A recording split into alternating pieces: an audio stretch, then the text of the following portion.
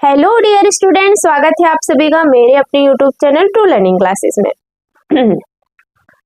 तो फिर भाई कल जो अपन ने पढ़े थे वो क्या पढ़े थे? एक्सटर्नल जेनिटेलिया और क्या मेमोरी ग्लैंड, ठीक।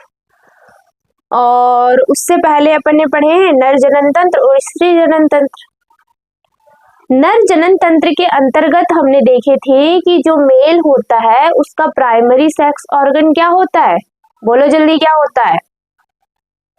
टेस्टिस होता है। और हमने देखा था कि जो स्त्री जनन तंत्र है उसमें स्त्री का प्राइमरी सेक्स ऑर्गन क्या होता है? अंडाशय होता है। तो भाई वृषण मतलब टेस्टिस जो पुरुष का प्राइमरी सेक्स ऑर्गन है उसके अंदर निर्माण होगा स्पर्म का, मतलब वो क्या बनाएंगे? स्पर्म का फॉर्मेशन होगा वहां। तो स्पर्म के निर्माण की प्रक्रिया, स्पर्म क्या है? एक युग्मक है। और इधर मतलब कि जो फीमेल है, फीमेल का प्राइमरी सेक्स ऑर्गन क्या बोले आपने? अंडाशय, ओवरी कह दो। तो ओवरी के अंदर ओवम का निर्माण होगा। तो ओवम भी एक युग्मक है। तो दोनों क्या है? ये युग्मक। और इन युग्मकों के जो निर्माण की प्रक्रिया है उसको कह देते हैं अपन क्या बोले? गैमेटोजेनेसिस कह देते हैं, मतलब कि युग्मक जनन। तो आज का हमारा जो टॉपिक होने वाला है वो कौन सा होने वाला है? युग्मक जनन। मतलब इन युग्मकों के निर्माण कैसा होता है ये अपन को आज पढ़ना है।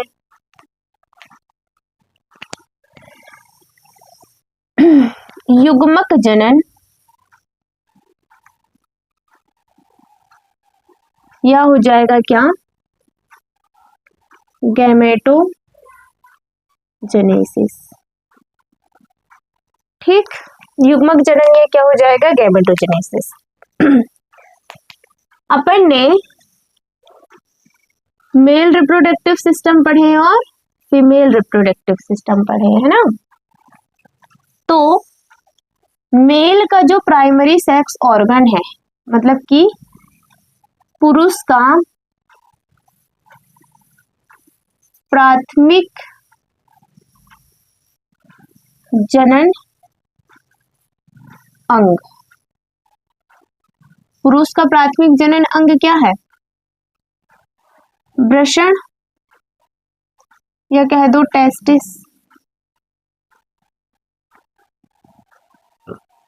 और जो महिला कह दो, स्त्री कह दो, स्त्री का प्राथमिक जनन अंग है वो क्या बोले आपने? आपने बोला है क्या? अंडाशय।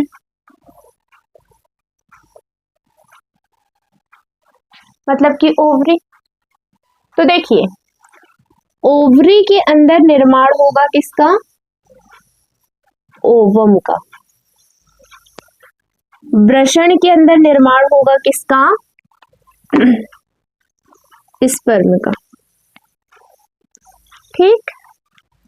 तो पुरुष के प्राथमिक सेक्स ऑर्गन वृषण से, पुरुष के प्राथमिक सेक्स ऑर्गन वृषण से स्पर्म के निर्माण की प्रक्रिया जो है वो क्या कहलाएगी? ये जो प्रक्रिया है वो कहलाएगी स्पर्मेटोजेनेसिस। क्या कहलाएगी? यहाँ लिख दे, दिख जाएगा क्लियर।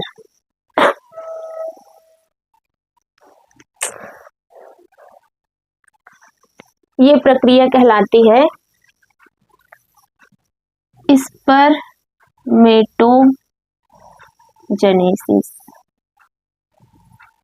या शुक्राणु जनन या शुक्र जनन भी कह दोगे, ठीक। और महिलाओं के प्राइमरी सेक्स ऑर्गन क्या है? अंडाशय। तो अंडाशय से प्राथमिक जननांग, अंडाशय से ओवम के निर्माण की जो प्रक्रिया है वो कहलाती है क्या? oogenesis।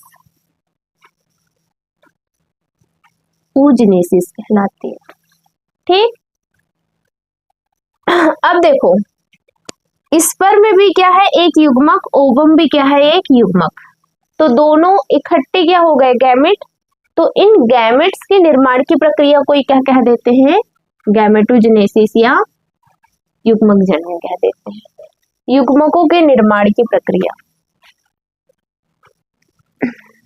इधर साइड लिखते हैं वहां, क्योंकि लाइट के कारण क्लियर तुमको दिखता नहीं है। कुछ तो करना पड़ेगा भाई उस लाइट का। क्या है यहाँ पर, युग्मक के निर्माण की प्रक्रिया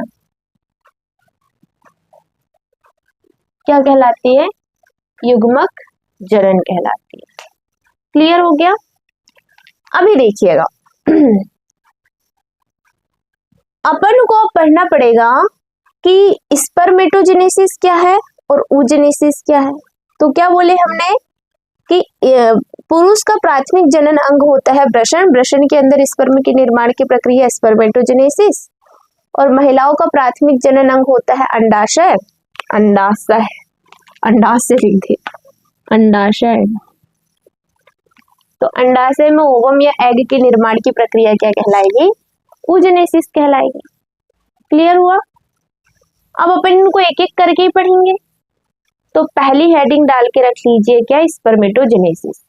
अच्छा ये बताओ, तुम जब पढ़ाई कर रहे हो भाई तो साथ में तुमको पेन लेके बैठना चाहिए, कॉपी लेके बैठना चाहिए, साथ में आपकी जो एनसीईआरटी की बुक है उसको लेके बैठना चाहिए, क्योंकि एग्जाम में तो एनसीईआरटी से ही आना है ना। पढ़ाई कर रहे हो पीएनएसटी के लिए, टाइम बचा है बस 2 महीने का, लगभग 2 ही महीने हैं, ज्यादा कोई टाइम नहीं कहोगे तुम इसको। आधा टाइम तो तुम त्योहारों में, होली में ही निकाल दोगे कुछ टाइम तो तुम। तो भाई इसलिए ये है कि सीरियस हो जाओ पढ़ाई को लेके, ठीक। तो पहला डाल लेते हैं हम क्या, स्पर्मेटोजेनेसिस। क्या हो जाएगा, स्पर्मेटोजेनेसिस।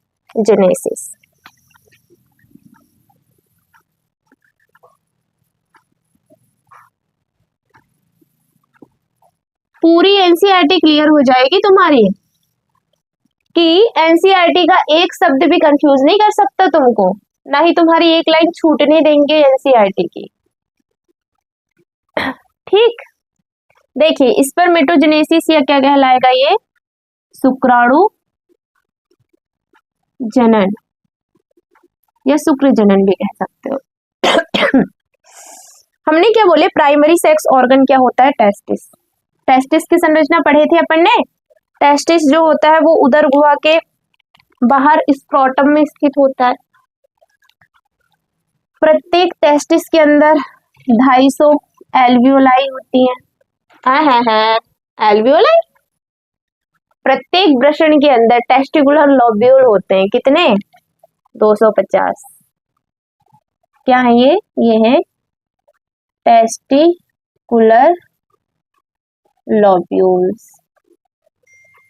कितने हैं, 250। यही पढ़ाया था हमने।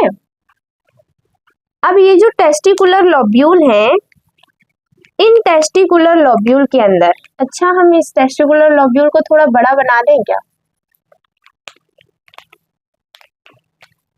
ये टेस्टिकुलर लोब्यूल, ठीक।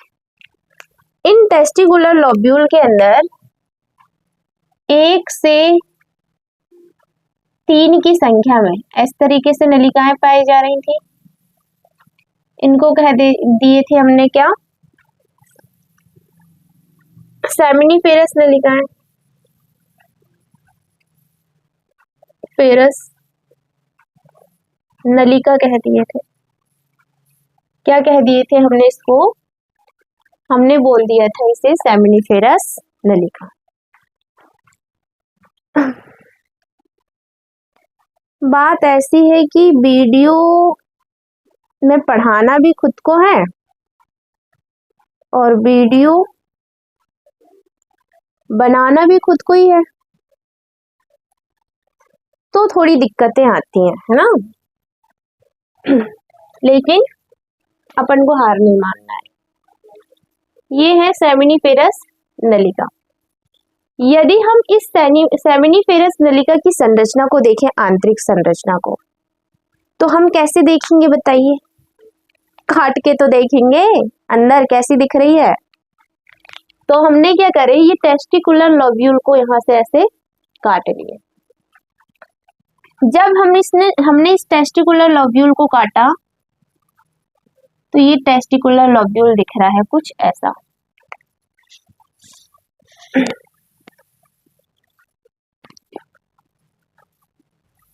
ये हो गया टेस्टिकुलर लोब्यूल।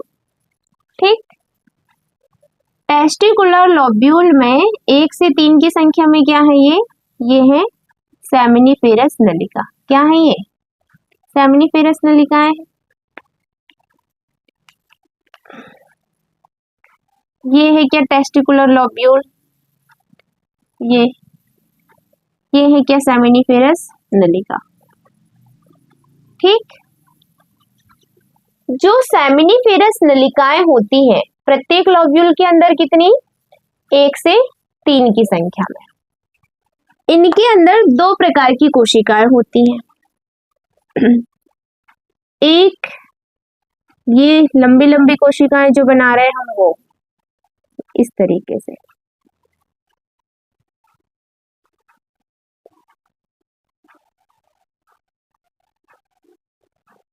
है ना। इनको कह देते हैं सर्टोली कोशिका। कौन सी कोशिका कह दोगे इनको? Sertoli cell. और दूसरे प्रकार की कोशिकाएं होती हैं इनमें इस तरीके से, जिनको नर जर्म सेल कह देते हैं। क्या कह देते हैं? नर जर्म सेल, या इन्हीं को स्पर्मेटोगोनिया कहते हैं। देखो, एक अकेली को बोल रहे तो स्पर्मेटोगोनियम कह देंगे, और एक से ज्यादा को इकट्ठा बोल रहे हैं हम तो हम बोल देंगे स्पर्मेटोगोनिया। तो या इन्हीं को क्या कह देते हैं? स्पर्मेटोगोनियम।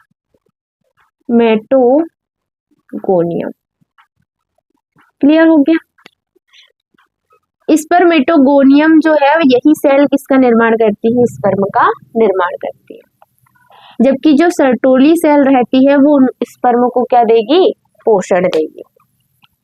देखिए, सर्टोली सेल का काम है स्पर्म को पोषण देना, जबकि स्पर्मेटोगोनियम का काम है स्पर्म का निर्माण करना। ठीक, तो ये निर्माण कब होगा स्पर्म का? एक बॉय के अंदर, जबकि उसमें प्यूबर्टी आती है। प्यूबर्टी कब आती है? जब वो 13 साल का हो गया तब आएगी ना प्यूबर्टी। ओके, अब देखिए, ये एक सेमिनिफेरस ट्यूब्यूल, ये दूसरी सेमिनिफेरस ट्यूब्यूल्स, ये तीसरी सेमिनिफेरस ट्यूब्यूल्स। ये सेमिनिफेरस नलिका के बाहर तुमको खाली सा स्थान दिख रहा है ना?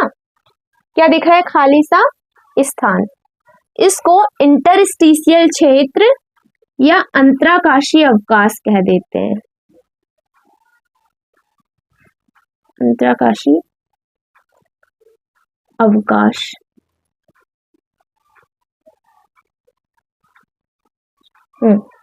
ठीक, ये जो अंतराकाशीय अवकाश होते हैं, यहाँ ब्लड वेसल्स उपस्थित होती हैं इस तरीके से। क्या उपस्थित होती हैं? यहाँ ब्लड वेसल्स उपस्थित होती हैं।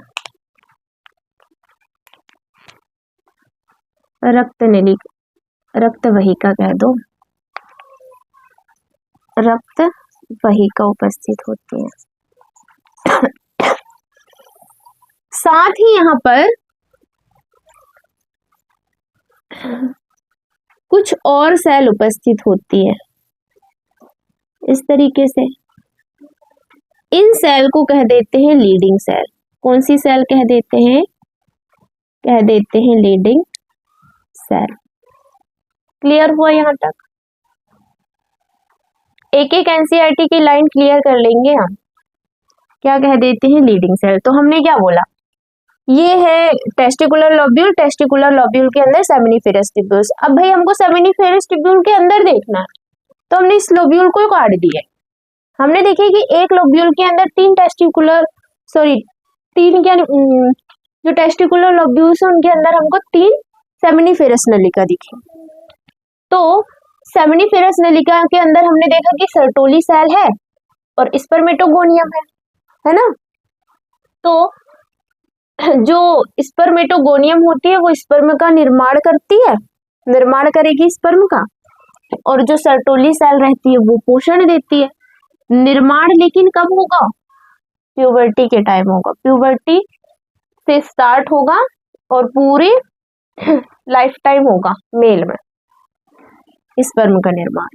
अब देखो ये तो हो गई अपनी क्या सेमिनिफेरस ट्यूब्यूल। इनके बाहर खाली सा स्पेस होता है, समझो अंतरकाशीय अवकाश इनके बीच में है ना, बाहर की तरफ। तो क्या कह देते हैं, यहाँ पर क्या होती हैं? लीडिंग कोशिकाएं होती हैं। लीडिंग कोशिका। अब ये बताओ, ये जो लीडिंग कोशिका है वो कहाँ स्थित है? इंटरस्टिशियल स्पेस में है, तो इनको इंटरस्टिशियल सेल भी कह देते हैं। क्या कह देते हो? इंटरस्टिशियल सेल कह देते हैं इनको, लीडिंग सेल को। ठीक, हाँ जी। क्या बोला हमने ये बोला कि स्पर्म का निर्माण कब होता है एक बॉय में? जबकि वो 13 वर्ष का हो गया और उसमें अब क्या हिट कर गई? प्यूबर्टी। तो प्यूबर्टी या यौवनारंभ कह दो में क्या होता है कि ये एक बॉय का मस्तिष्क है। एक बॉय का मस्तिष्क है ये।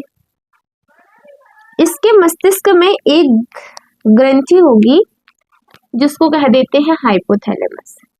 क्या कह देते हो? हाइपोथैलेमस। ठीक, ये जो हाइपोथैलेमस है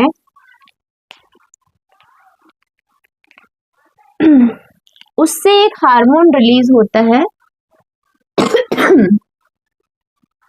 GnRH hormone, gonadotropic releasing hormone. कौन सा हार्मोन? लिख लोगे, कॉपी पेन लेके बैठे हो ना, गोनेडोट्रोपिक रिलीजिंग हार्मोन। ये गोनेडोट्रोपिक रिलीजिंग हार्मोन जाएगा प्यूस ग्रंथि के पास, प्यूटिटरी ग्लैंड के पास, और प्यूस ग्रंथि को रिलीज करने को बोलेगा कौन सा हार्मोन? Gonadotropic hormone. तो इसलिए प्यूस ग्रंथि कौन सा हार्मोन रिलीज कर देगी? Gonadotropic hormone. क्या रिलीज कर देगी? देख ले वीडियो क्लियर दिख रहा है कि नहीं। बड़ी दिक्कत परेशानी होती है भाई, तुमको इधर उधर ही नचाते रहते हैं कैमरे को, तुमको नहीं। Gonadotropic hormone. ठीक, प्यूस ग्रंथि से रिलीज होने वाले जो गोनेडोट्रोपिक हार्मोन है वो 2 हैं, FSH और LH। FSH follicle stimulating hormone और LH ल्यूटिनाइजिंग हार्मोन। ठीक, अब देखिए जो फॉलिकल स्टिमुलेटिंग हार्मोन है वो जाता है कहां पर? सर्टोली सेल के पास। किसके पास जाएगा? सर्टोली सेल में जाता है, और सर्टोली सेल से ये एक हार्मोन रिलीज कराता है, प्रोटीन कह दो, एंड्रोजन बाइंडिंग प्रोटीन रिलीज करवाता है। ये एंड्रोजन मतलब जितने भी एंड्रोजन हार्मोन है, एंड्रोजन का एग्जांपल जैसे टेस्टोस्टेरोन को बाइंड करने का काम करता है, ठीक, पकड़ने का काम करता है। जो LH मतलब ल्यूटिनाइजिंग हार्मोन है वो जाएगा लीडिंग कोशिकाओं के पास। कहाँ जाएगा बेटा? लीडिंग सेल में जाऊंगा बोले। तो लीडिंग सेल से जाके कौन सा हार्मोन रिलीज करवाएगा? टेस्टोस्टेरोन रिलीज कराएगा।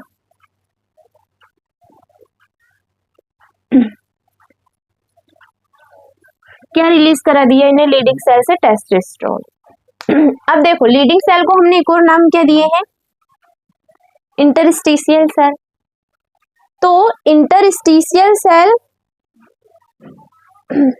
के पास कौन सा हार्मोन आ रहा है? LH hormone.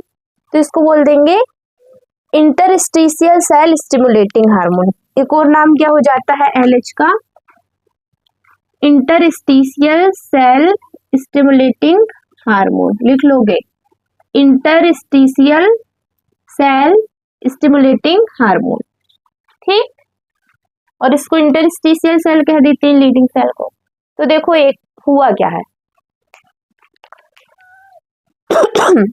एक बॉय है, उसमें जैसे ही प्यूबर्टी आई, मतलब वो 13 से 14 साल का हो गया है ना, अचानक से वही वाली स्टेज जब तुम अचानक से उसकी आवाज एकदम से भारी हो जाती है ना। होता क्या है कि उसके मस्तिष्क में एक ग्रंथि है हाइपोथैलेमस। हाइपोथैलेमस से GnRH रिलीज कर दिया। GnRH गया प्यूटिटरी ग्लैंड के पास, उसको ने गोनेडोट्रोपिक हार्मोन रिलीज करने के लिए बोला। गोनेडोट्रोपिक हार्मोन रिलीज हुए कौन कौन से? FSH और LH। ये FSH और LH ब्लड में बहते हुए कहाँ पहुंच गए? वृषण की क्या है ये? टेस्टिकुलर लोब्यूल, यहाँ पहुंच गया। जो LH है वो गया लीडिंग सेल के पास। लीडिंग सेल के पास कौन गया? LH। और लीडिंग सेल से क्या निकला दिया इनने? टेस्टोस्टेरोन। टेस्टोस्टेरोन निकला दिया।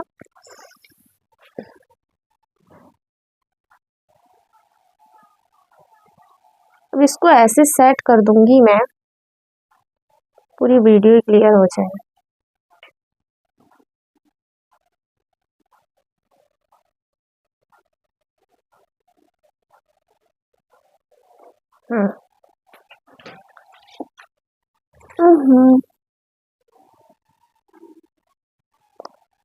सॉरी बच्चों, क्या कर सकते हैं। क्या है कि LH फ्यूज ग्रंथि से ब्लड के जरिए कहाँ पहुंच गया? लीडिंग सेल में। लीडिंग सेल से क्या स्रावित करवा दिया? टेस्टोस्टेरोन। इसके लिए भी सॉरी, खांसी आ रही है। अब जो FSH है, कौन सा? FSH, ये कहाँ पहुंचा? ये पहुंचा सर्टोली सेल से। सर्टोली सेल से क्या रिलीज करा दिया? Androgen binding protein. जो टेस्टोस्टेरोन है वो एक प्रकार का कौन सा हार्मोन है? Androgen hormone. तो ये है एंड्रोजन बाइंडिंग प्रोटीन, मतलब एंड्रोजन को बांधने का काम करता है ये यहाँ से जो टेस्टोस्टेरोन बनेगा ना, वो पहुंच जाता है इन सर्टोली सेल में, और सर्टोली सेल से जाके बंध जाता है। ठीक है, क्लियर हुआ। अब क्या होगा कि जैसे ही इसकी बॉडी में टेस्टोस्टेरोन रिलीज हुआ एक बॉय का, जो 13 वर्ष का है ना, वैसे ही उसकी आवाज एकदम से भारी हो जाएगी, दाढ़ी मूछें आने लगेंगी, द्वितीयक लैंगिक लक्षण विकसित होने लगेंगे। समझ गए? बॉडी में स्पर्म का फॉर्मेशन होने लगेगा, निर्माण। ठीक, तो अब देखते हैं कि स्पर्म का निर्माण कैसे होगा। ये है, देखो, स्पर्मेटोगोनियम। स्पर्मेटोगोनियम नर जर्म सेल। स्पर्मेटोगोनियम से स्पर्म के निर्माण की प्रक्रिया को पढ़ेंगे अपन, जिसको क्या कहते हैं? स्पर्मेटोजेनेसिस कहते हैं। ठीक,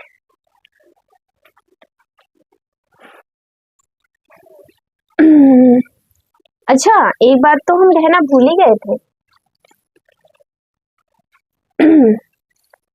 ये सब आपको समझ में आया है? आया है या नहीं आया है? बोलो जल्दी।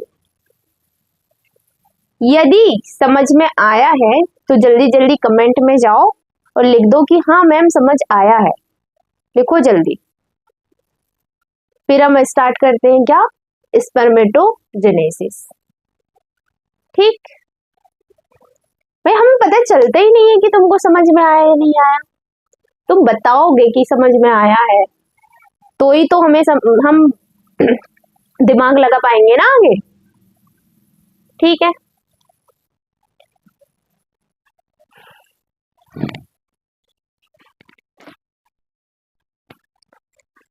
इतनी एनसीईआरटी को रीड कर दें क्या? उसके बाद स्पर्मेटोजेनेसिस रीड कर देंगे। देखो ये युग्मक जनन है, ये युग्मक जनन है, इसको भी अपन पढ़ेंगे तो पढ़ने के बाद रीड करेंगे, है ना। ये अपन ने पढ़ लिए हैं तो इसको हम रीड कर देते हैं। ठीक, क्या है, शुक्राणु जनन प्रक्रिया किशोरावस्था मतलब यौवनारंभ से होने लगती है, जब प्यूबर्टी आती है तब, क्योंकि इस दौरान गोनेडोट्रोपिक रिलीजिंग हार्मोन GnRH की स्रावण में काफी वृद्धि हो जाती है। आपको याद होगा कि यह एक अधस्तेचक, क्या मतलब क्या है, चेतक, हाइपोथैलेमिक हार्मोन है GnRH हार्मोन। हाइपोथैलेमस से रिलीज हुआ। गोनेडोट्रोपिक रिलीजिंग हार्मोन के स्तर में वृद्धि के कारण यह अग्रप्यूज ग्रंथि, एंटेरियन पिट्यूटरी ग्लैंड, इंटीरियर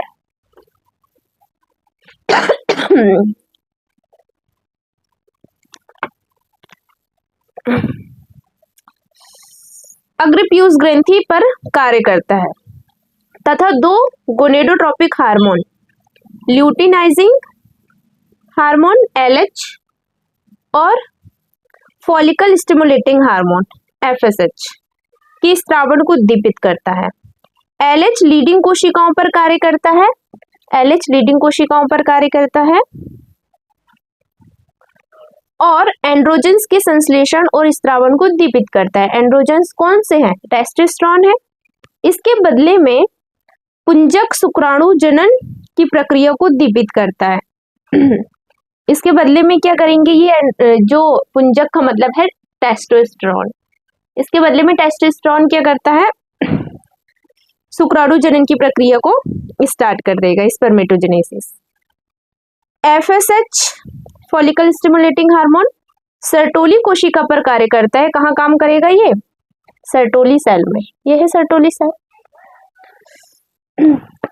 और कुछ घटकों की स्रावण को उद्दीपित करता है जो शुक्राणु जनन की प्रक्रिया में सहायता करते हैं।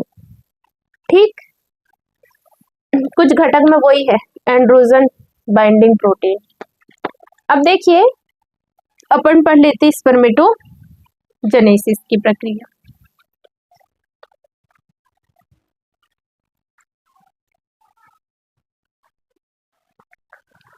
करें अब स्पर्मेटोजेनेसिस शुरू। क्या है, हमने बोले कि सेमिनिफेरस ट्यूब्यूल्स के अंदर स्पर्मेटोगोनियम नर जन्म कोशिकाएं होती हैं। स्पर्मेटोगोनियम सेल, जो स्पर्मेटोगोनियम होती है वो कैसी होती है? डिप्लॉइड होती है। ये स्पर्मेटोगोनियम बार बार समसूत्री विभाजन करती है और वृद्धि करती है। फिर मतलब बार बार क्या होगा इसमें? समसूत्री विभाजन, माइटोसिस। माइटोसिस से निर्माण हो जाएगा किसका? निर्माण हो जाएगा अभी सेल नहीं बनाते भाई, नाम ही याद कर लो पहले तो। समसूत्री विभाजन से निर्माण हो जाता है प्राइमरी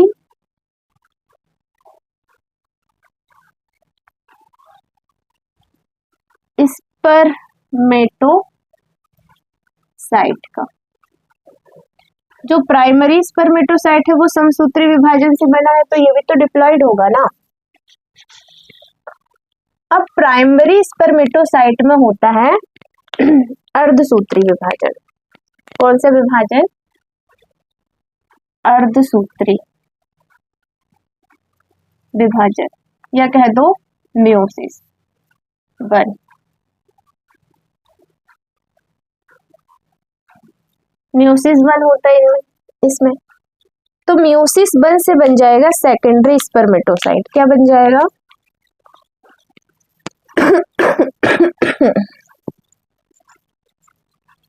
सेकेंडरी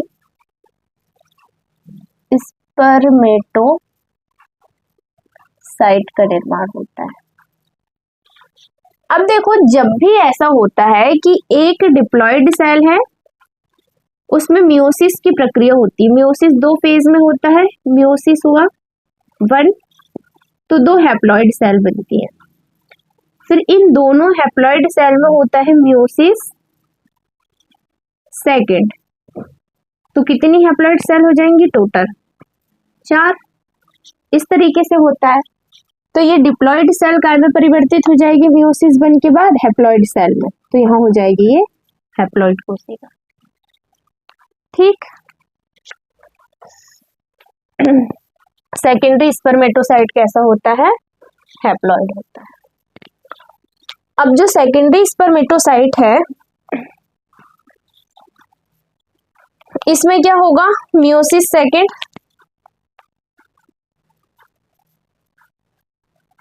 अर्धसूत्री विभाजन 2, तो निर्माण हो जाता है स्पर्मेटिड्स का। किसका निर्माण हो जाता है? स्पर्मेटिड्स का, है ना। स्पर्मेटिड्स भी कैसे होंगे? हैप्लॉइड होंगे। फिर इन स्पर्मेटिड्स में स्पर्मिएशन की प्रक्रिया होती है। कौन सी? Sorry, spermiogenesis. फिर इन स्पर्मेटिड्स में स्पर्मियोजेनेसिस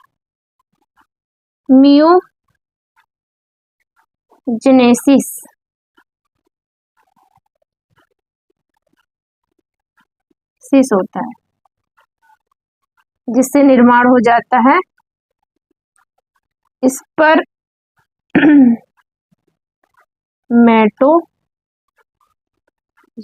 का। स्पर्मेटिड जो होते हैं ना, वो गति नहीं करते, लेकिन स्पर्मेटोजोआ गति करते हैं। यदि तुमको ये समझ नहीं आया, टेंशन लेने की जरूरत नहीं है, कर रहे हैं अपन। देखो, स्पर्मेटोगोनियम सेल है, ये कैसी है? डिप्लॉयड। इसमें बार बार समसूत्री विभाजन हुआ। कौन सा विभाजन? समसूत्री विभाजन हुआ है। तो 1 से 2 सेल बनी, फिर 2 से इस तरीके से 4 सेल बन गए। ठीक। और ऊपर से करवाएं क्या?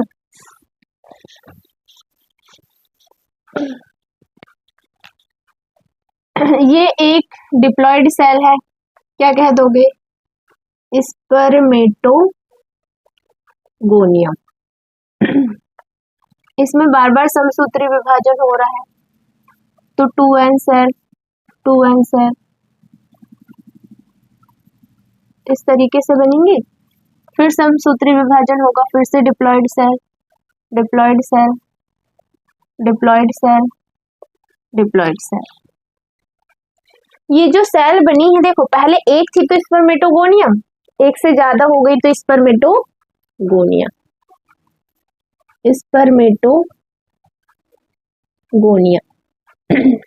ठीक। अब ये जो स्पर्मेटोगोनिया है, इनमें कुछ सेल जो है वो वृद्धि करेंगी और वृद्धि करके बड़ी सेल बन जाएगी, डिप्लॉयड सेल बड़ी। इस बड़ी डिप्लॉयड सेल को कह देते हैं प्राइमरी स्पर्मेटोसाइट, है ना। क्या कह देते हो इसको? Primary spermatocyte.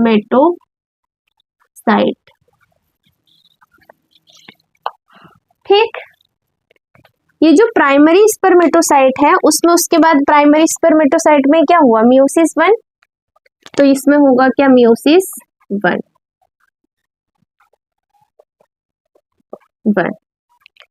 मियोसिस 1 होने से इसकी कितनी कोशिकाएं बन जाएंगी? 2 कोशिकाएं। और दोनों कोशिका कैसी रहेंगी? Haploid and n. ठीक, इन सेल को कह देंगे सेकेंडरी स्पर्मेटोसाइट। क्या कह दोगे? Secondary spermatocyte.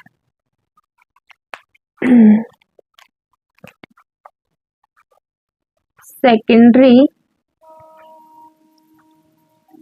स्पर्मेटोसाइट है ये। ओके, आया? अभी तो क्लियर हुआ होगा। स्पर्मेटोगोनियम में बार बार समसूत्री विभाजन हुआ। समसूत्री विभाजन से बहुत सारे डिप्लॉइड सेल बन जाएंगे मतलब स्पर्मेटोगोनिया बन जाएंगे। अब यही स्पर्मेटोगोनिया पूरे के पूरे नहीं करेंगे काम एकदम से कि पूरे ने वृद्धि कर लिए, इनमें कुछ वृद्धि करेंगे और प्राइमरी स्पर्मेटोसाइट बनाएंगे। प्राइमरी स्पर्मेटोसाइट जो है उसमें मियोसिस 1 होगा जिससे कि सेकेंडरी स्पर्मेटोसाइट बन जाएगा। कैसे है सेकेंडरी स्पर्मेटोसाइट? हैप्लॉइड। अब सेकेंडरी स्पर्मेटोसाइट में होगा मियोसिस सेकंड। क्या होगा इनमें? मियोसिस सेकंड मियोसिस सेकंड, जिससे कि स्पर्मेटिड्स का निर्माण होगा। क्या बन गए ये? स्पर्मेटिड। लेकिन देखो ये जो स्पर्मेटिड बने हैं, ये स्पर्मेटिड कैसे होते हैं? नॉन मोटाइल होते हैं, अगतिशील होते हैं अगतिशील। ठीक, अब इनको गति की जरूरत है, गतिशील होते हैं ना अपने स्पर्म इनको गतिशील होने के लिए स्पर्मियोजेनेसिस करना पड़ता है। क्या करना पड़ता है? स्पर्मियोजेनेसिस। तो सभी में स्पर्मियोजेनेसिस की प्रक्रिया हो जाएगी।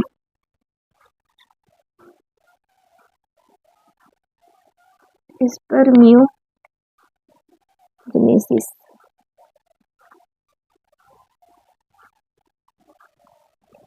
जिससे कि गतिशील स्पर्म का निर्माण होगा, जिसको कह देते हैं स्पर्मेटोजोआ। क्या बन गया ये बन गया स्पर्मेटोजोआ। ठीक, क्लियर हो गया यहाँ तक? इस तरीके से किसका निर्माण हो जाता है? स्पर्म का। अब देखो यहां से यहां तक जो स्पर्मेटोगोनियम सेल थी उनमें क्या हुआ है? गुणन। क्या हुआ है? गुणन। तो इसको गुणन प्रवस्था या मैचुरेशन फेज कह दोगे? मैचुरेशन, मल्टीप्लिकेशन, इसको क्या कह दोगे? गुणन प्रवस्था कह दोगे। यहाँ पर इसमें क्या हुई है? सेल में वृद्धि, तो इसको वृद्धि प्रवस्था कह दोगे यहाँ पर। और यहाँ पर हुआ है परिपक्वन, तो इसको परिपक्वन प्रवस्था कह देते हैं, प्रवस्था। और ये क्या है? स्पर्मियोजेनेसिस। तो देखिएगा, स्पर्मेटोजेनेसिस स्पर्मेटोगोनियम से स्पर्म के निर्माण की प्रक्रिया, स्पर्मियोजेनेसिस स्पर्मेटिड से स्पर्म के निर्माण की प्रक्रिया कहलाती है। आया है समझ में? आया है तो बोलो कि हाँ मैम समझ में आया है, कमेंट में जाके बोल दो जल्दी से। एक काम और कर दो, फटाफट से वीडियो को लाइक कर दो।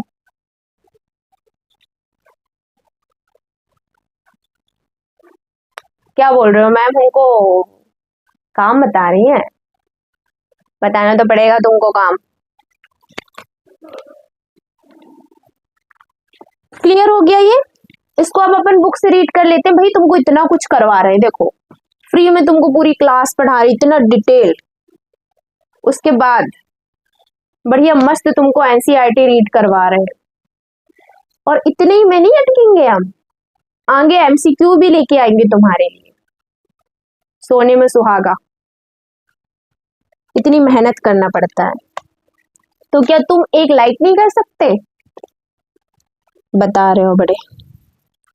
क्या है? युग्मक जनन। क्या है? प्राथमिक लैंगिक अंग पुरुषों में वृषण और स्त्रियों में अंडाशय।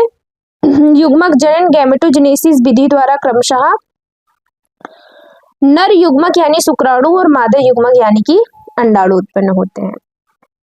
फिर क्या है? वृषण में अपरिपक्व नर जन्म कोशिकाएं। बहुवचन है तो स्पर्मेटोगोनिया, एक वचन है तो स्पर्मेटोगोनियम। स्पर्मेटोजेनेसिस द्वारा शुक्राणु उत्पन्न करते हैं जो कि किशोर अवस्था के समय शुरू होती है, प्यूबर्टी के टाइम से शुरू होगी। शुक्र जनन नलिका मतलब सेमिनिफेरस ट्यूब्यूल्स की भीतरी भित्ति में उपस्थित शुक्राणुजन का मतलब है स्पर्मेटोगोनियम समसूत्री विभाजन द्वारा संख्या में वृद्धि करते हैं। समसूत्री विभाजन द्वारा संख्या में वृद्धि कर ली है। प्रत्येक शुक्राणुजन द्विगुणित होता है। प्रत्येक स्पर्मेटोगोनियम कैसा है? द्विगुणित है और उसमें 46 गुणसूत्रीय क्रोमोसोम होते हैं। अपन को पता है अपनी सेल में कितने होते हैं? 46 क्रोमोसोम। तो स्पर्मेटोगोनियम में भी कितने होंगे? 46। कुछ शुक्राणुजनों में समय पर अर्धसूत्री विभाजन या मियोटिक डिवीजन होता है ना। तो देखो सभी में तो नहीं करवाया हमने, कुछ में क्या होता है? मियोसिस होता है। जिनमें मियोसिस होगा उनको क्या कह दोगे? प्राथमिक शुक्राणु कोशिका। जिनमें मियोसिस हुआ उनको क्या कह दिए? प्राथमिक शुक्राणु कोशिकाएं। एक प्राथमिक मतलब प्राइमरी स्पर्मेटोसाइट, एक प्राथमिक शुक्राणु कोशिका प्रथम अर्धसूत्री विभाजन न्यूनकारी विभाजन को पूरा करते हुए दो समान अगुणित कोशिकाओं की रचना करती है। तो एक डिप्लॉइड सेल है जिसने दो हैप्लॉइड सेल की रचना की, जिन्हें द्वितीयक शुक्राणु कोशिका मतलब सेकेंडरी स्पर्मेटोसाइट कहते हैं। इस प्रकार उत्पन्न प्रत्येक कोशिका में 23 गुणसूत्र होते हैं। प्रत्येक कोशिका में कितने गुणसूत्र होते हैं? 23। हैप्लॉइड सेल में कितने होंगे? 23 होंगे।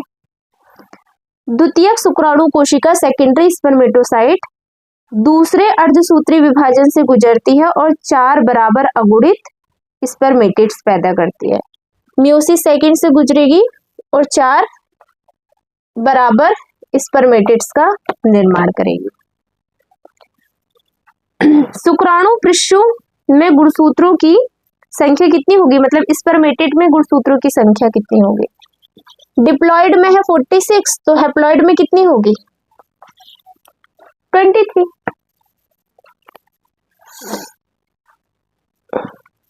शुक्राणु पृष्ठों रूपांतरित होकर स्पर्मेटोजोआ बनते मतलब स्पर्मेटोजोआ बनाते हैं।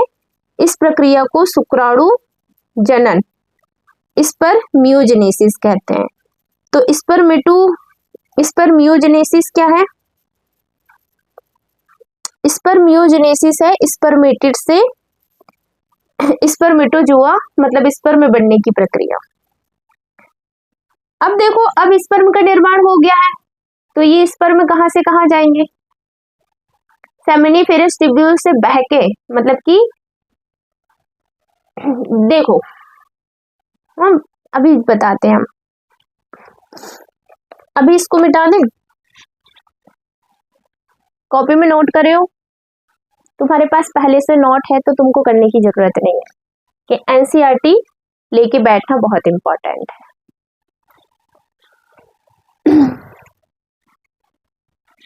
मिटा दे इसको।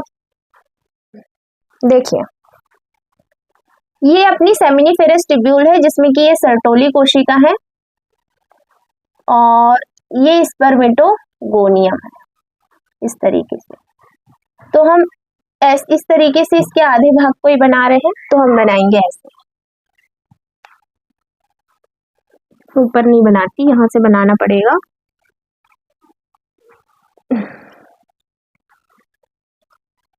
ठीक, इधर पर है ये सर्टोली कोशिकाएं। कौन सी कोशिकाएं हैं? सर्टोली कोशिका। यहाँ पर है ये अपना क्या? स्पर्मेटोगोनियम। लिख दें स्पर्मेटोगोनियम।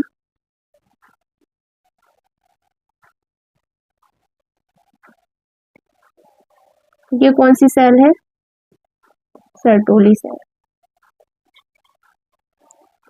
ये स्पर्मेटोगोनियम क्या करेगा? बार बार समसूत्री विभाजन करेगा।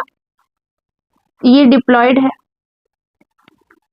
डिप्लॉयड ही सेल बन गई, बहुत सारी सेल बन गई डिप्लॉयड। ठीक, अब इनमें से कोई एक आध क्या कर लेगी? वृद्धि कर लेगी। वृद्धि करेगी तो प्राइमरी स्पर्मेटोसाइट का निर्माण हो जाएगा। क्या बना ली इनने?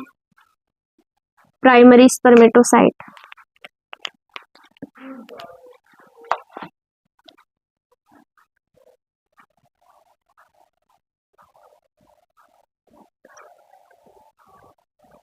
साइट बना लेगी। अब प्राइमरी क्या हुआ यहाँ पर? माइटोसिस ही हुआ है ना, इसमें फिर मियोसिस होगा, तो मियोसिस से हैप्लॉइड सेल बन जाएंगे। क्या कह दोगे इनको? द्वितीयक स्पर्मेटोसाइट, सेकेंडरी स्पर्मेटोसाइट कह दो।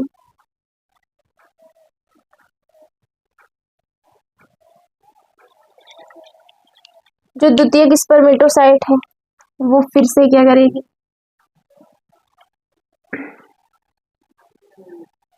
फिर से क्या करेगी?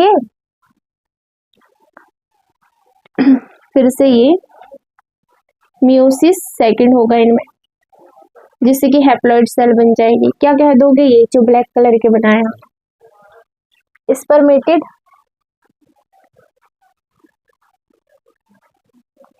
स्पर्मेटेड में स्पर्मिएशन होगा, और इनमें जब स्पर्मिएशन होगा इन सर्टोली कोशिकाओं को और बड़ी बना देते, जैसे हम ऐसे इधर तक है, ऐसे है ना, तो इन सर्टोली कोशिका के अंदर इस तरीके से लगे रह जाएंगे। क्या स्पर्म सेल को अपना सर्टोली कोशिका के अंदर डाल लिया। ये है स्पर्मेटो जोआ। स्पर्मेटिड में स्पर्मियोजेनेसिस हुआ, जिससे स्पर्मेटोजोआ का निर्माण हो गया। ठीक है। ओके, ये स्पर्मेटोजोआ कहाँ से पोषण ले रहे हैं? ये पोषण ले रहे हैं सर्टोली सेल से। अब देखो, जब ये मैच्योर हो जाएंगे पूरे, हालांकि ये मैच्योर नहीं होते, मतलब ये बन गए, बनने के बाद यहाँ से छोड़े जाएंगे, सेमिनिफेरस ट्यूब्यूल से छोड़े जाएंगे, तो सेमिनिफेरस ट्यूब्यूल से निकलने की प्रक्रिया को स्पर्मिएशन कह देते हैं। क्या कह देते हैं? स्पर्मिएशन।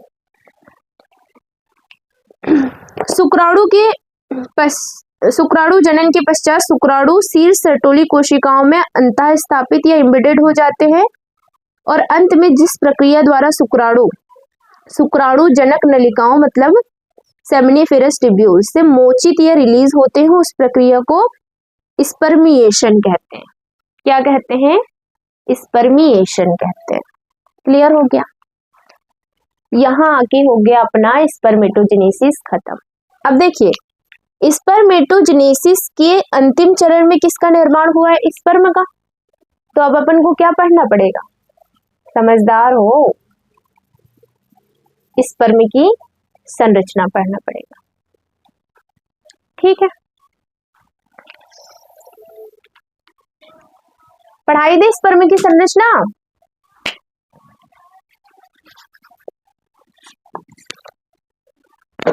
तैयार हो स्पर्म की संरचना पढ़ने के लिए? चलो देखते हैं कि स्पर्म की संरचना क्या है। मिटा दे इसको।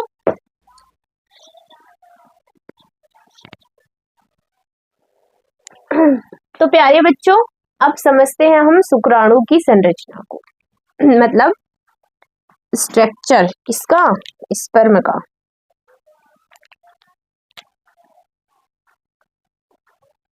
शुक्राणु की संरचना।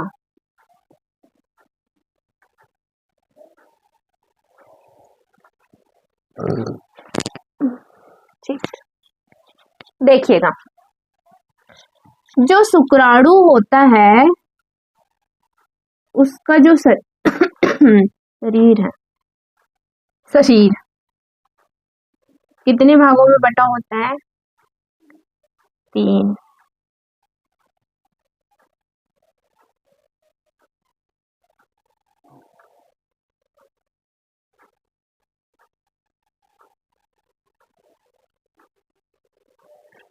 है ना?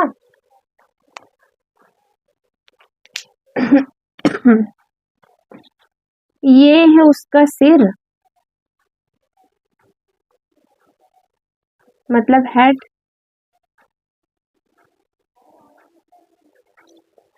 ये हो गई मिडिल पीस, मध्यखंड। ये वाला क्या हो गया?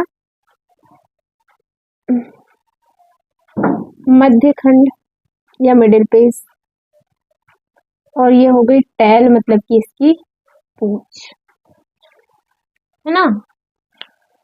अब देखिए इसका जो सिर होता है उसमें एक टोपी नुमा संरचना है। टोपी मतलब समझो इन्हें कैप लगाया है। इसको कह देते हैं एक्रोसोम। क्या कह देते हो? एक्रोसोम। जो एक्रोसोम होते हैं उनमें एंजाइम उपस्थित होते हैं। क्या उपस्थित होते हैं? एक्रोसोम में एंजाइम उपस्थित होते हैं। एक्रोसोम में क्या उपस्थित होते हैं? एंजाइम। ये जो एंजाइम होते हैं वो ओवम को भेदने में मदद करते हैं, है ना? मतलब निषेचन की प्रक्रिया में मदद करते हैं। ठीक। एंजाइम काय में मदद करते हैं? निषेचन में मदद करते हैं। निषेचन में कैसे कि देखो ओवम की संरचना हालांकि अपन ने पढ़े नहीं है, लेकिन हम तुमको ऐसे बता देते हैं कि ओवम है, उसके आसपास लेयर होती है, कवरिंग होती है, कोरोना रेडिएटा जोना पर। तो उनको पार करके इसको उसके साइटोप्लाज्म के अंदर जाना है, केंद्रक को। तो ये एक्रोसोम फटेगा तो इससे एंजाइम निकलेंगे और वही एंजाइम उसको भेदने, उन मेम्ब्रेन को भेदने का काम करेंगे। मतलब काय में सहायक है ये निषेचन में सहायक है। अब ये वाला जो भाग है यहाँ पर होता है क्या उपस्थित, या वहां उपस्थित होता है क्या? केंद्रक। अच्छा, ये केंद्रक डिप्लॉयड होगा या हैप्लॉयड? हैप्लॉयड होगा ना, हैप्लॉयड होता है गुणसूत्र। ठीक। अब ये वाला जो मध्य खंड वाला भाग है यहाँ पर उपस्थित होते हैं माइटोकॉन्ड्रिया। क्या उपस्थित होते हैं? माइटोकॉन्ड्रिया। माइटोकॉन्ड्रिया। ठीक। माइटोकॉन्ड्रिया का काम ये है कि देखो ये जो स्पर्म है वो मोटाइल होता है, गतिशील होता है। तो गति के लिए क्यों होता है गतिशील? क्योंकि इसके पास एक फ्लेजिला है। फ्लेजिला मतलब समझो इसकी पूंछ है, तो इसके कारण इसमें गति होती है। तो इस पूंछ को फिर यहाँ से एनर्जी कहाँ से मिलेगी, ऊर्जा कहाँ से मिलेगी? तो ऊर्जा कहाँ से मिलेगी? माइटोकॉन्ड्रिया से। यहाँ पर उसमें सेंट्रियोल उपस्थित होता है, नेक वाले भाग में। देखिए सिर और मध्य खंड को आपस में जोड़ने का काम कौन करेगी? नेक, गर्दन। ये गर्दन करेगी आपस में जोड़ने का काम, या ग्रीवा कह दो, ग्रीवा या गर्दन। इसी गर्दन वाले भाग में पाया जाता है डिस्टल सेंट्रियोल। सेंट्रियोल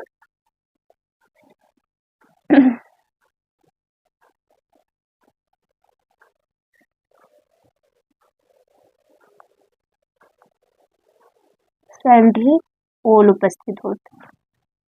और माइटोकॉन्ड्रिया की जो अरेंजमेंट होती है ना यहाँ पर, इस अरेंजमेंट को कह देते हैं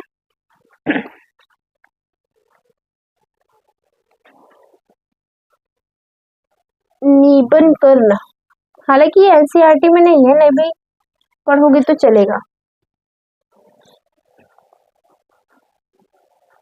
अरेंजमेंट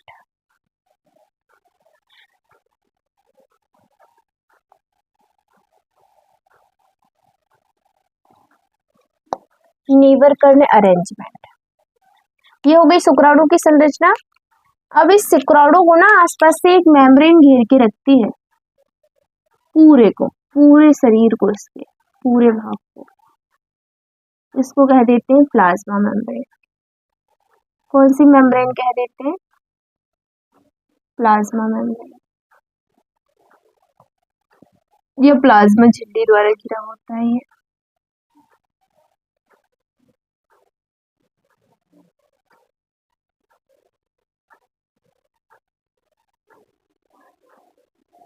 प्लाज्मा झिल्ली द्वारा घिरा होता है।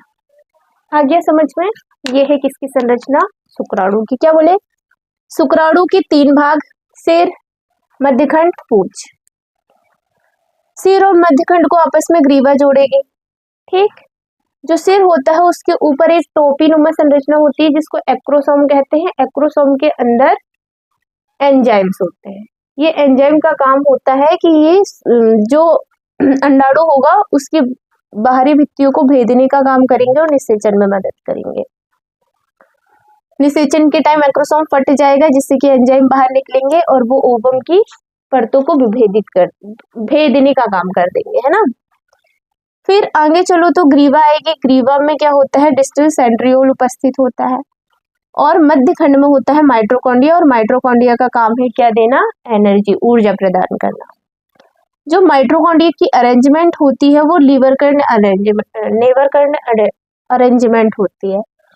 और मध्य खंड से आगे क्या निकलेगी? पूंछ। और पूंछ तो स्वाभाविक सी बात है गति प्रदान करेगी, इसको काय में सहायक होगी? गति में सहायक होगी। ठीक।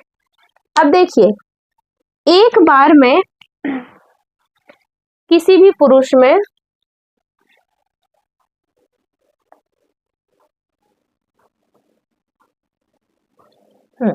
देखो, जो मैथुन क्रिया होती है या कॉपुलेशन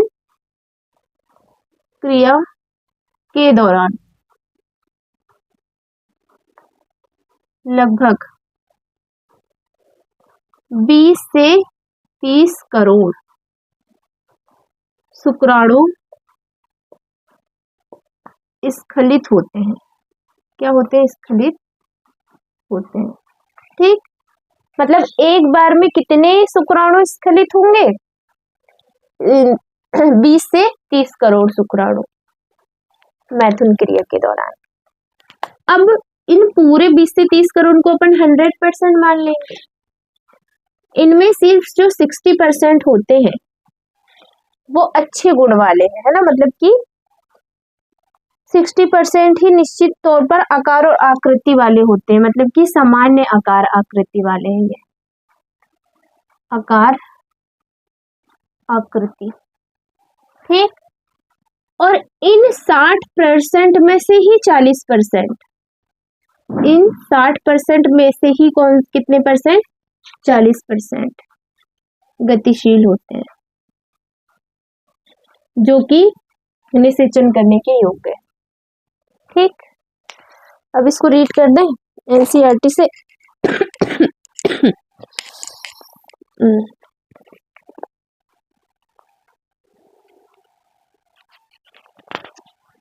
क्या है? आइए हम एक शुक्राणु की संरचना की जांच करें। यह एक सूक्ष्मदर्शी संरचना है। मतलब कि सूक्ष्मदर्शी मतलब माइक्रोस्कोप से ही देखी जा सकती है, जो एक शीर्ष या हेड, ग्रीवा या नेक, मध्यखंड और पूंछ में बटा होता है। एक प्लाज्मा झिल्ली शुक्राणु की पूरी काया या बॉडी को आवृत किए रहती है। प्लाज्मा झिल्ली शुक्राणु के शीर्ष में एक दीर्घीकृत या इलोंगेटेड अगुणित केंद्रक हैप्लॉइड न्यूक्लियस होता है तथा इसका अग्रभाग टोपीनुमा संरचना से आवृत होता है जिसे अग्रपिंडक या एक्रोसोम कहते हैं। एक्रोसोम की बात हो गई। यह अग्रपिंडक उन प्रकीटवों मतलब एंजाइम से भरा होता है जो अंडाणु की निषेचन में मदद करते हैं। शुक्राणु के मध्य खंड में असंख्य सूत्र कणिकाएं या माइटोकॉन्ड्रिया होते हैं जो पूंछ को गति प्रदान करने के लिए ऊर्जा उत्पन्न करते हैं। माइटोकॉन्ड्रिया ऊर्जा उत्पन्न करते हैं जिसके कारण शुक्राणु को निषेचन करने के लिए आवश्यक गतिशीलता प्रदान करना सुगम बनाता है। कौन? माइटोकॉन्ड्रिया। मैथुन क्रिया के दौरान पुरुष 20 से 30 करोड़ शुक्राणु स्खलित करता है। सामान्य उर्वरक या अबाध्य में लगभग 60% शुक्राणु अबंधिता से, है ना, लगभग 60% शुक्राणु निश्चित रूप से सामान्य आकार और आकृति वाले होने चाहिए। इनमें से कम 40% आवश्यक रूप से जनन क्षमता के लिए तीव्र गतिशीलता प्रदर्शित करते हैं। ठीक, अब आगे ये क्या है कि शुक्रजनक नलिका से मोचित मतलब रिलीज्ड होने के बाद, शुक्रजनक नलिका सेमिनिफेरस ट्यूब्यूल्स से रिलीज होने के बाद शुक्राणु सहायक नलिकाओं द्वारा, सहायक नलिकाएं पढ़े थे अपन ने, द्वारा ट्रांसपोर्टेड होते हैं ना इनके द्वारा। तो शुक्राणुओं की परिपक्वता एवं गतिशीलता के लिए कौन थी? अधिवृषण एपिडिडाइमिस, शुक्रवाहक सेमिनल वेसिकल।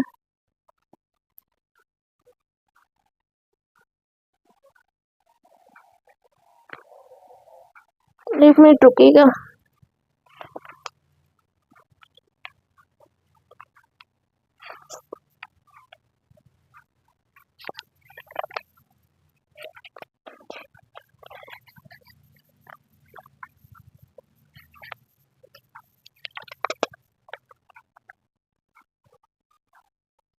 शुक्रवाहक मतलब वास डिफरेंस, है ना, क्या है? अधिवृषण एपिडिडाइमिस, शुक्रवाहक, वास डिफरेंस, शुक्राशय तथा पुरस्थ ग्रंथि का स्त्रावण भी आवश्यक है, ये ग्लैंड है। फिर शुक्राणुओं के साथ साथ शुक्राणु प्लाज्मा मिलकर वीर्य सीमेन बनाता है। पुरुषों की सहायक नलिकाओं और ग्रंथियों के कार्य को वृषण हार्मोन एंड्रोजन बनाए रखते हैं। अपन ने मेल रिप्रोडक्टिव सिस्टम पढ़े थे, तो पढ़ा था सहायक ग्रंथियां कौन कौन सी? सेमिनल वेसिकल, है ना, सेमिनल वेसिकल पढ़े थे, और प्रोस्टेट ग्लैंड पढ़े थे, बल्बोयूरेथ्रल ग्लैंड पढ़े थे। तो उनसे जो पदार्थ का निर्माण होता है, मतलब स्त्रावित होते हैं जो भी पदार्थ, उनसे उनको प्लाज्मा कह देते हैं, सबको इकट्ठा। तो स्पर्म और प्लाज्मा मिलकर किसका निर्माण करते हैं? वीर्य मतलब कि सीमन का निर्माण करते हैं। ये बात हुई, ठीक। अब अगला जो टॉपिक है अपना, मतलब इसी के अंदर अपन ने आज पढ़े गैमेटोजेनेसिस, जिसमें अपन ने स्पर्मेटोजेनेसिस को पढ़ लिए। अगला जो पढ़ेंगे अपन वो क्या पढ़ेंगे? oogenesis, मतलब कि फीमेल के अंडाशय में ओवम का निर्माण कैसे हुआ वो पढ़ेंगे, है ना। तो फिर आज के लिए इतना ही। यदि आपको ये वीडियो पसंद आई है तो आप हमें कमेंट्स में बता सकते हैं कि हाँ मैम पसंद आई है, और यदि कोई कंफ्यूजन है तो भी आप पूछिए, कमेंट में पूछिए, हम नेक्स्ट वीडियो में उसको क्लियर कर देंगे, जो भी प्रॉब्लम दिक्कत परेशानी हो तो। और यदि छोटी मोटी दिक्कत है तो हम कमेंट में ही रिप्लाई दे देंगे। ओके, तो फिर अब मिलते हैं नेक्स्ट क्लास में।